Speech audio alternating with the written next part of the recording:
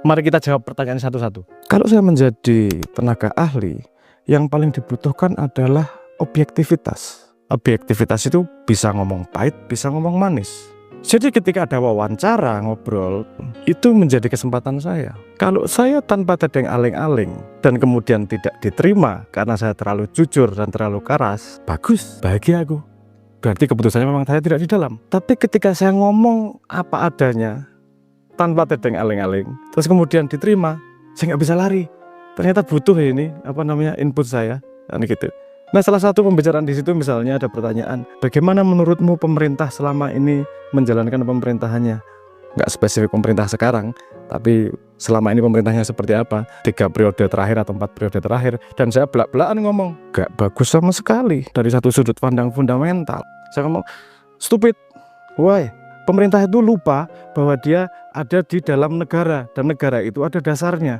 Dasar negara ini Pancasila. Pancasila sekarang diomongkan sebagai sesuatu yang indah, didorong-dorong segala macam, tapi tidak ada implementasinya. Maksudnya gimana? Oke, Pak Soekarno pernah bilang bahwa Pancasila sebagai dasar negara kita didistil, diperas menjadi satu kata namanya gotong royong. Itu jantung dari yang namanya negara.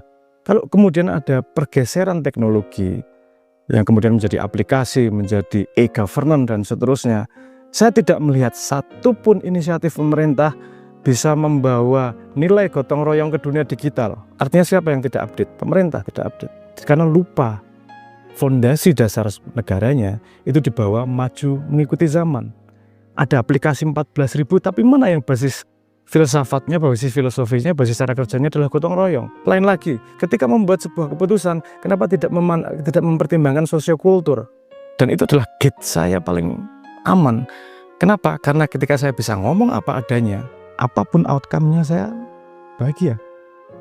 Saya ngomong apa adanya, ternyata nggak diterima, terlalu menyakitkan mulut saya. Yo, saya di luar. Ada pertanyaan lain ketika wawancara. Gimana kalau atasanmu nggak setuju? Not my concern. Kewajiban saya dan tugas ini adalah menyampaikan apa adanya secara sejujur-jujurnya sepanjang pemahaman yang saya pahami. Jadi core view di tempat saya adalah objektivitas tugas saya. Dan pada situasi itu saya kan tidak memutuskan akan jadi TA atau tidak.